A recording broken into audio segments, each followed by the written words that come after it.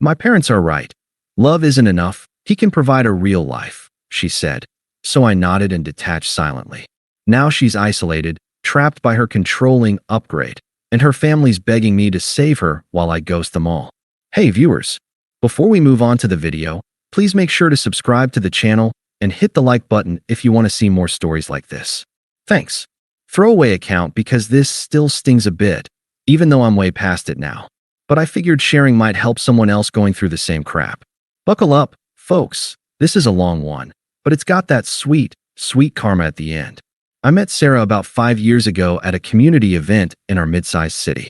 I was working as a mechanic back then, fixing cars for a living, nothing glamorous but steady.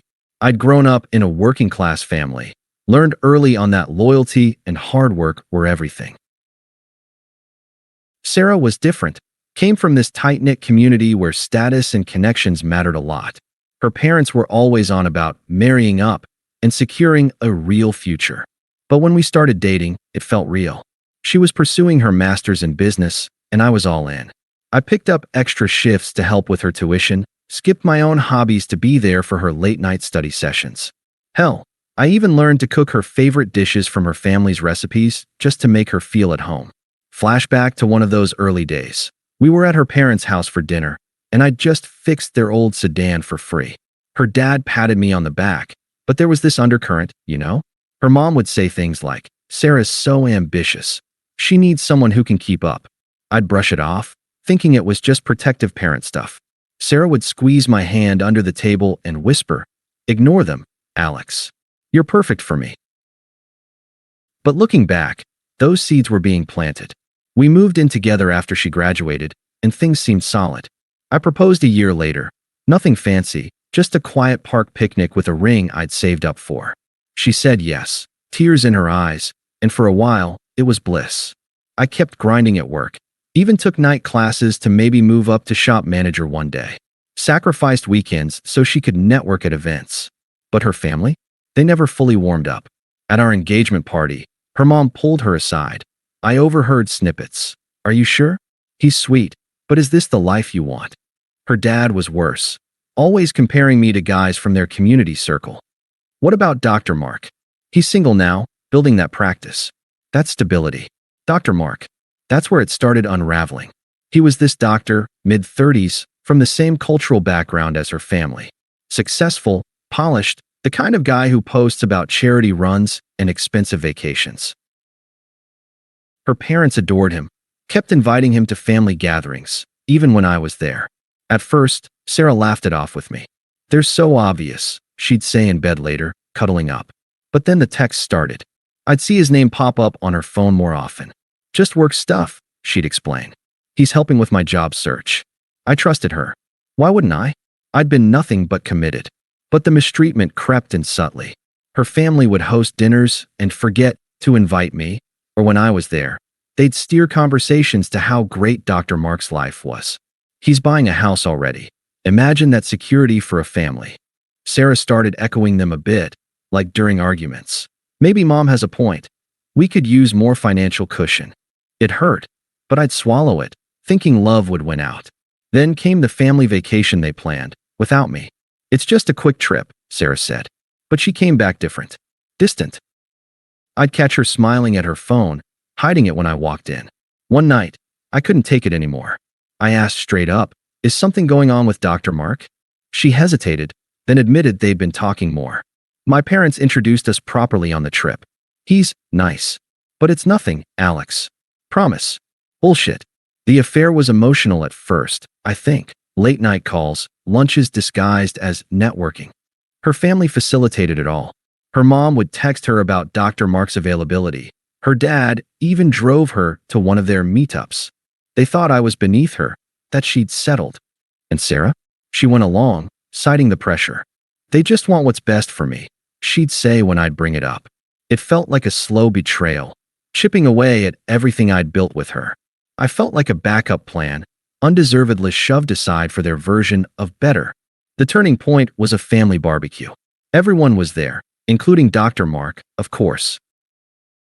I showed up with flowers for her mom, trying to play nice. But the vibes were off.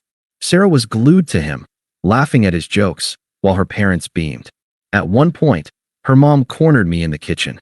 "You know, Alex," she said with that fake sweet smile, "Sarah's always been destined for more. Dr. Mark, he's from good stock. Provides a real life, you understand? No offense, but mechanic work, it's not forever." I forced a nod, but inside, I was boiling. Sarah saw the whole thing, but didn't defend me. Later, as we drove home, I tried to talk. "Sarah, that was humiliating. Your mom basically said I'm not good enough." She sighed, eyes on the road. "She's just looking out for me. And honestly, Alex, maybe she's not wrong. Dr. Mark talks about travel, a big house, kids in private schools. It's practical. Love isn't always enough in the real world." Her words hit like a gut punch. "So what are you saying? You're considering this?" She glanced at me, smug almost, like she'd already decided. "My parents pushed, yeah, but I see it now. He gets where I come from. You should understand. It's for the best." That night, I lay awake, confused and shattered. How had my loyalty turned into this? I'd given up so much, friends' trips, my own dreams, for her. And now, her family had orchestrated this upgrade, and she was buying in. It was outrageous, undeserved. But I didn't yell or beg. I just started planning my exit, quietly.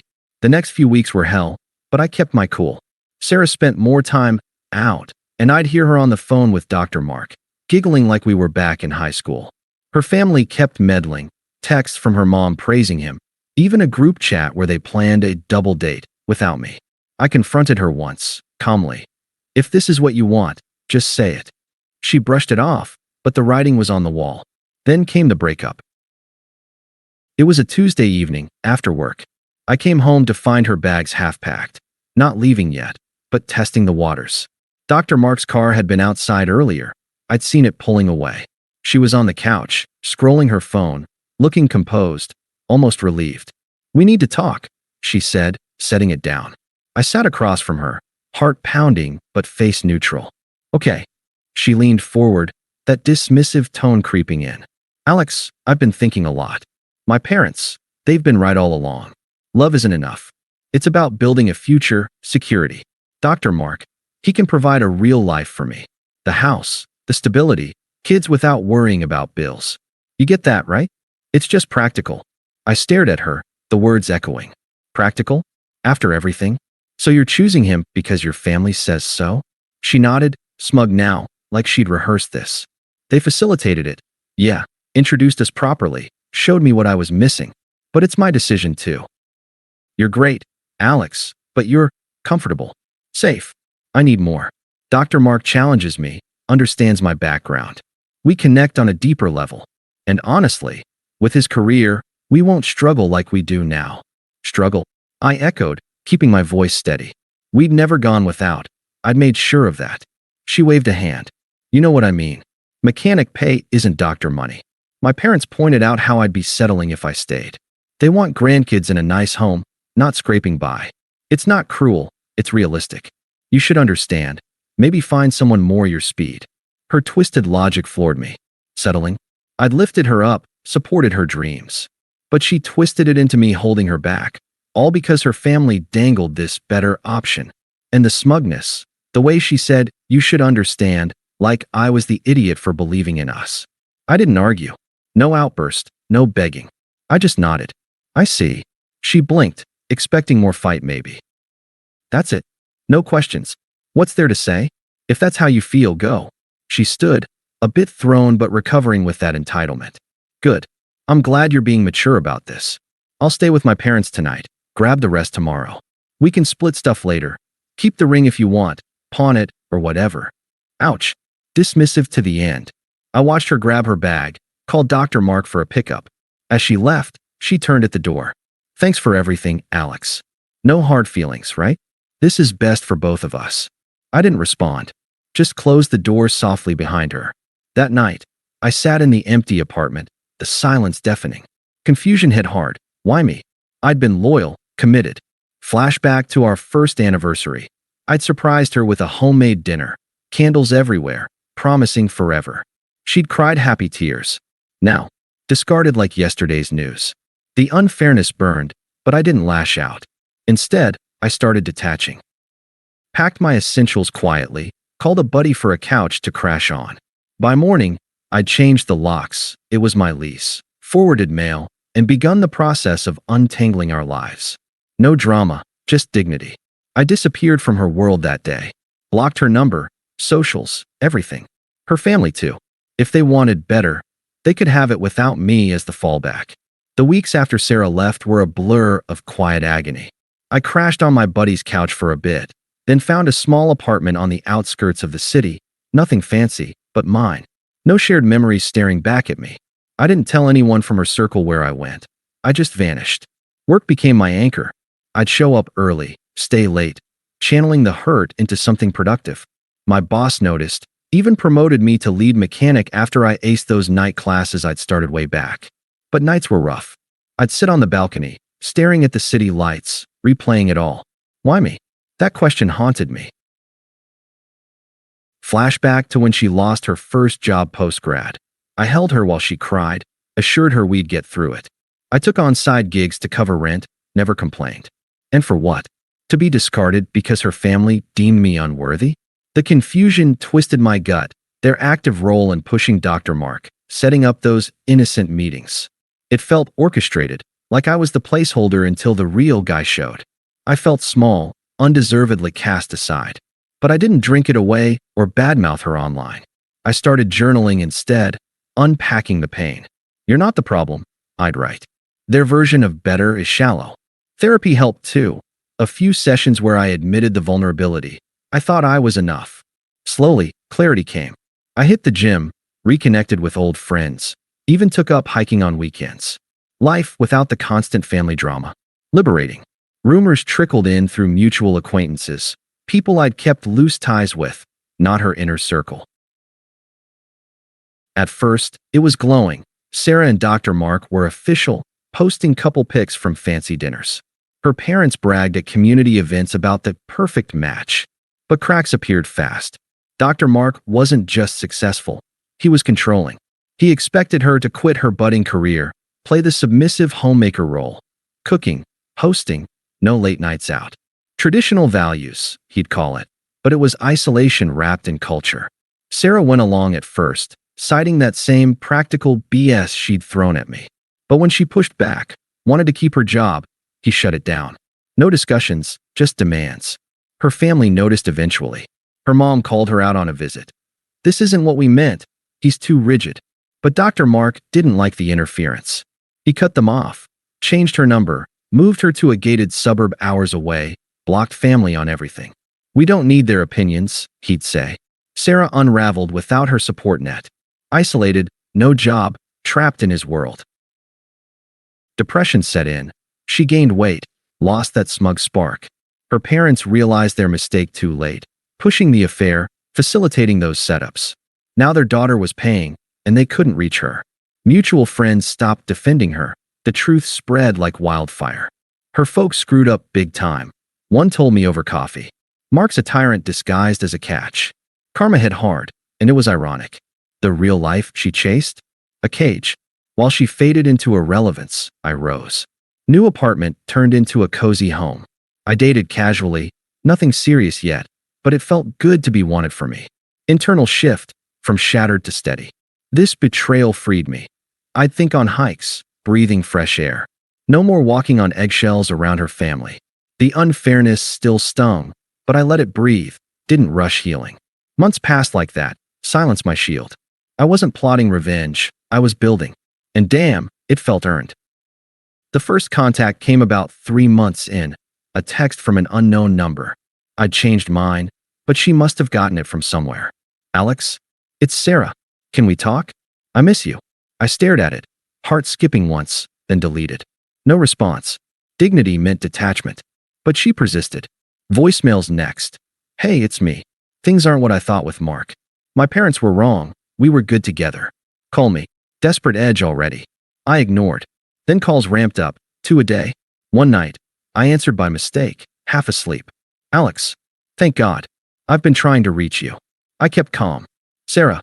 She rushed in, voice cracking. I made a huge mistake. Mark, he's not who I thought. Controlling, expects me to be this perfect wife, no life of my own. I quit my job like he wanted, But now I'm stuck. Isolated. My family can't even visit. He flipped when Mom questioned him. Please, Alex. I see now, you were real. Practical was a lie. Come back. Her hypocrisy shone through, twisting the same logic she'd used to dump me. Now it bit her, and she wanted rescue.